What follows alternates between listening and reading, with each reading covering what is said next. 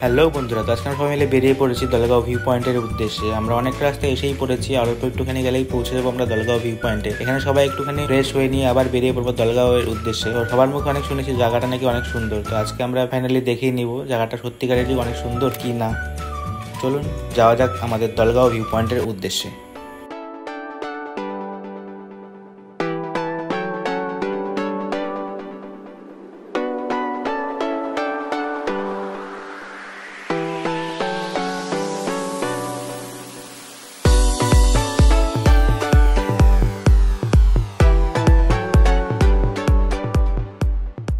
বন্ধুরা, ফাইনালি আমরা ডেস্টিনেশনে পৌঁছে গেছি। কিছু সিনেম্যাটিক শটের মাধ্যমে তোমাদের দেখিয়ে দিচ্ছি জায়গা কিরকম।